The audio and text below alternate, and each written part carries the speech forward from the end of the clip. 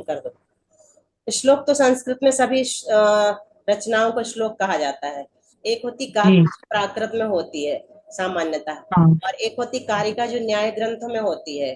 और काव्य, हर एक कविता को काव्य कह देते हैं, जो भी बनाई जाती है ना, चाहे संस्कृत में हो, चाहे प्राकृत में हो, चाहे हिंदी में हो, उसको सबको क्या कह देते हैं? काव्य कह देते हैं। और छंद भी कारिका में। रचनाओं में जो होते हैं, जिस छंद में बनाया जाता है उसको छंद कह देते हैं। छंद बहुत सारे हैं, वृत्त रत्नाकर में छंद का वर्णन है। ठीक है, और कौन सा शब्द बोला था तुमने? कारिका, कारिका का मतलब क्या बताएंगे? कारिका न्याय में होती, न्याय की जो रचनाएं होती ना, अच्छा। श्लोक, छंद होते हैं, वो हम्म। क्या कहते हैं? कारिका कहते हैं। गाथा हम्म। भी बोला था दीदी उन्होंने। गाथा प्राकृत में होती है। प्राकृत। प्राकृत में बहुलता से गाथा कहते हैं। ठीक है, चलो अब हम लोग पढ़ रहे थे। बहुत अच्छा, इसमें थोड़े से चार्ट्स दिखा दें। योनि हम लोगों ने पढ़ ली है। जीव के उपजने का स्थान वो योनि कहलाता है ना। मिश्र रूप होकर जी। औदारिक आदि, औदारिक आदि से सभी ले लेना, नौकर, औदारिक वैक्रियक आहारक, तेजस कार्बन।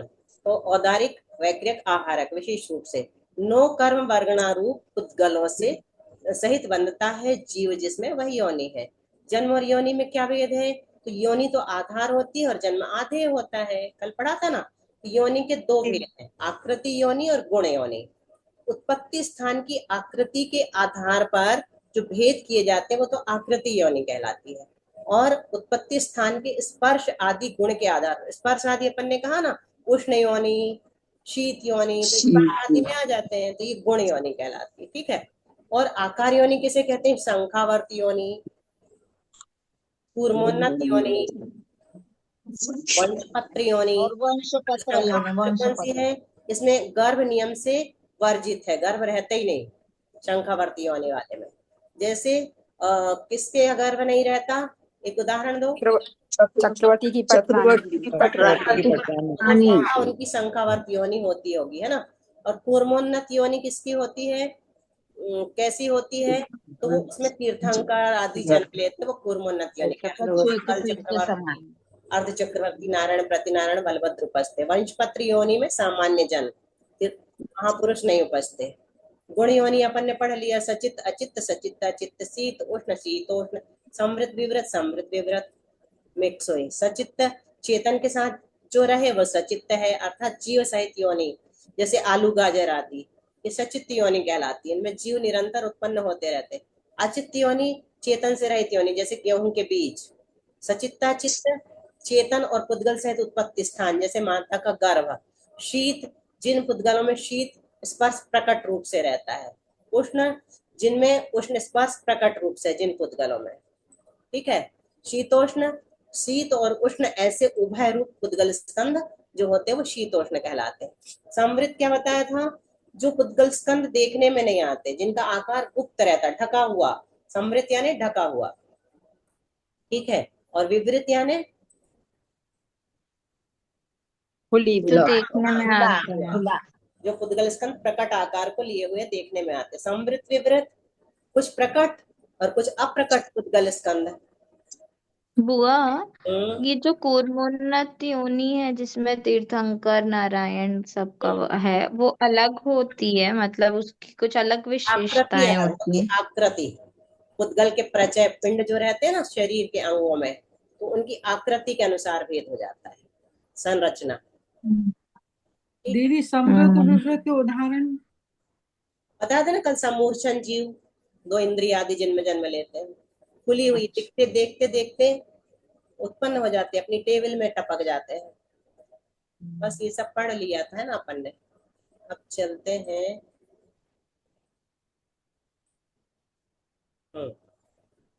अपने वाले सर्वार्थ सिद्धि ग्रंथराज की ओर, ये वाला। तो हम लोगों ने कल सूत्र पढ़ा था, औदारिक वैक्रिक आहारक तेजस कार्मणानी शरीराणी। देखो तेजस बोलते ना कई लोग, तेजस, ये ए वाला साउंड ना इंग्लिश में है, हिंदी में नहीं है। इसमें तेजस। ए और आई है हिंदी में। ठीक है, तो तेजस बोलना चाहिए, तेजस। की मात्रा लो। तेजस बहुत चलता, बहुत प्रचलित है, गलत भी नहीं है। लेकिन इस प्रकार औदारिक, औदारिक ना कह के औदारिक, वैक्रियक, वैक्रियक, आहारक, तेजस, ऐसे। तो 336 कौन से नंबर का है? 331। किसे दीदी? जो विशेष नाम कर्म के उदय से प्राप्त होकर शरीर, देखो कितनी अच्छी परिभाषा। शरीर किसे कहते हैं? अपन ने कभी नहीं सुनी है परिभाषा। विशेष नाम कर्म के उदय से, विशेष नाम कर्म से क्या लेना? जैसे औदारिक शरीर नाम कर्म, वैक्रिक शरीर नाम कर्म, आहारक शरीर नाम कर्म, ये विशेष नाम कर्म बनाएंगे, ठीक है। उनके उदय से प्राप्त होकर शीर्यन्ते मतलब गलते हैं, इस शरीर है मतलब हमें शरीर में लाना तो तुरंत जीर्ण शीर्ण होना शुरू हो जाता उसी समय से, और बुढ़ापे तक पूरा जीर्ण शीर्ण होकर के समाप्त हो जाता है। शीर्यन्ते यानी गलते हैं, जीर्ण शीर्ण हो गया, कहते ना हमारा शरीर वृद्धावस्था में बहुत लोग जीर्ण शीर्ण हो गया। इसके औदारिक आदि 5 भेद हैं। ये औदारिक आदि प्रकृति विशेष के उदय से होते हैं। औदारिक आदि प्रकृति विशेष मतलब प्रज्ञा, औदारिक आदि प्रकृति विशेष के औदारिक उदय नाम से। कर्म आदि से ले लेना, नाम कर्म के उदय से। और वैक्रिक प्रकृति है ना, प्रकृति है ना कर्म। उदार और स्थूल ये एकार्थवाची है। एकार्थवाची को क्या कहते हैं? सिनोनिम बोलते ना। हाँ हाँ, तो ये एकार्थवाची है। उदार कहो चाहे स्थूल कहो। उदार शब्द से होने रूप अर्थ में या प्रयोजन रूप अर्थ में ठक प्रत्यय होकर औदारिक बना। ये ठक जो है ना प्रत्यय, अपन कातंत्र पढ़ रहे हैं, हम लोग की कातंत्र की क्लास चल रही है प्रज्ञा, तुमको पता है? हाँ बुआ, पता तो चला है। तो तुम भी टाइम निकाल के उससे सुन लेना, रिकॉर्डिंग छोटी छोटी है 10-15 मिनट की, ठीक है। तो ठक है ना, ये प्रत्यय है। ठक प्रत्यय का जब अपन लगा देना तो उसका क्या हो जाता है? आदेश होता है।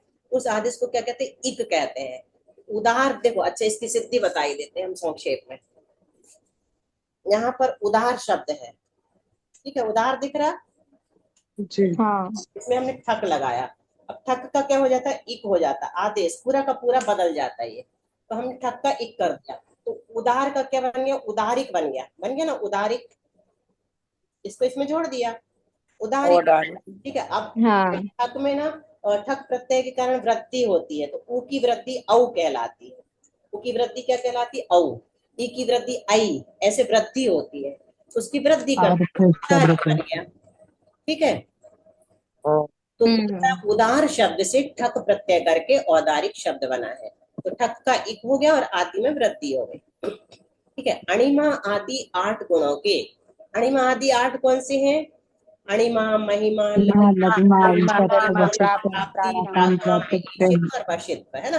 तो 8 गुणों के ऐश्वर्य के संबंध से एक, अनेक, छोटा, बड़ा आदि नाना प्रकार का शरीर करना क्या कहलाता है? विक्रिया। यह विक्रिया जिस शरीर का प्रयोजन है वह वैक्रियक शरीर है, ठीक है। सूक्ष्म पदार्थ का ज्ञान करने के लिए, अब आहारक शरीर किसे कहते हैं? तो कहते हैं सूक्ष्म पदार्थ का ज्ञान करने के लिए या असंयम को दूर करने की इच्छा से। देखो असंयम को दूर करने की इच्छा क्या कहलाते हैं भी बताते हैं। प्रमत्त संयत, प्रमत्त संयत कौन सा गुण स्थान है? छठवां। जिस शरीर की रचना करता है वह आहारक शरीर है। तो आहारक शरीर कौन से कर्म का भेद है 8 में से? नाम कर्म नाम कर्म का भेद है, ठीक है। तो ये नाम कर्म जो है ना, इसका बंध कौन से गुण स्थान में होता है? आहारक नाम कर्म का, आहारक प्रकृति का 7वें और 8वें के छठे भाग में दीदी। 7वें गुण स्थान में बंद होता है और 8वें के छठे भाग तक होता है। और इसका उदय कौन से गुण स्थान में आता है? छठवें में आता है, इसलिए यहाँ पर प्रमत्त संयत लिखा है ना। बंध तो 7वें में होता है लेकिन उदय छठे में आता है।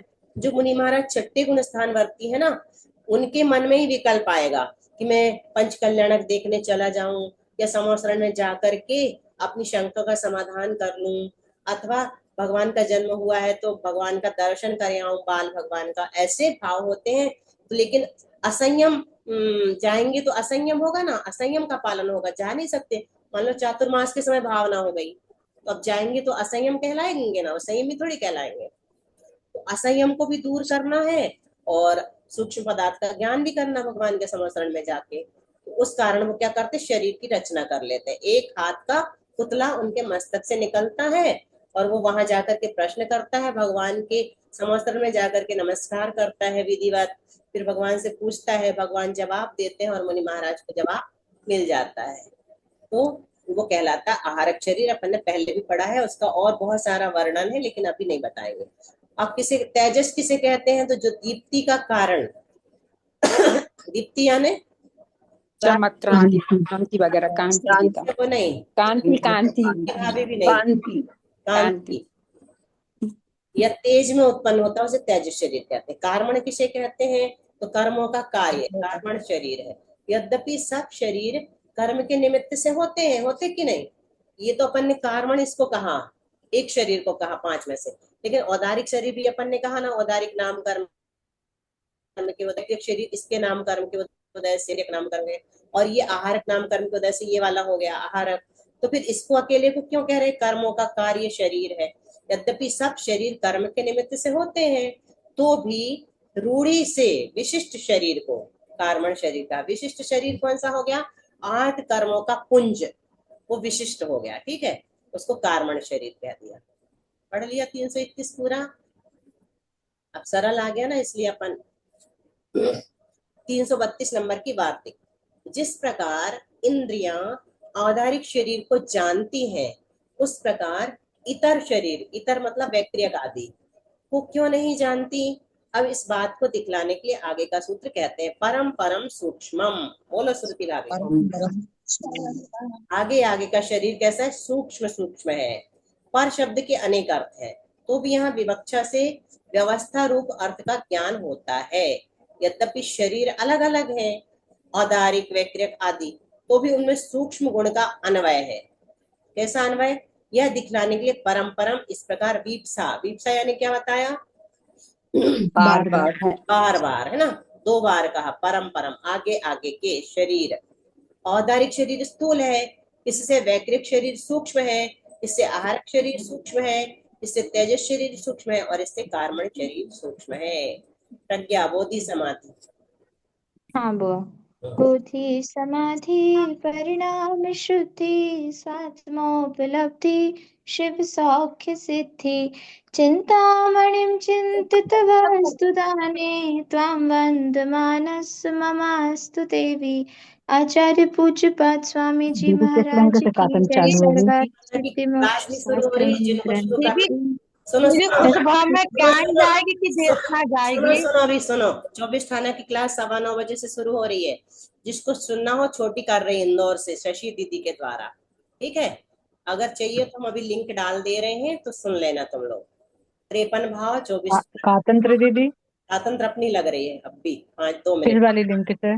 तो हाँ, अपनी जो रोज वाली से, उसी से लगा रहे। तो छोटी पढ़ाएगी कि सस्ती? नहीं, शशि दीदी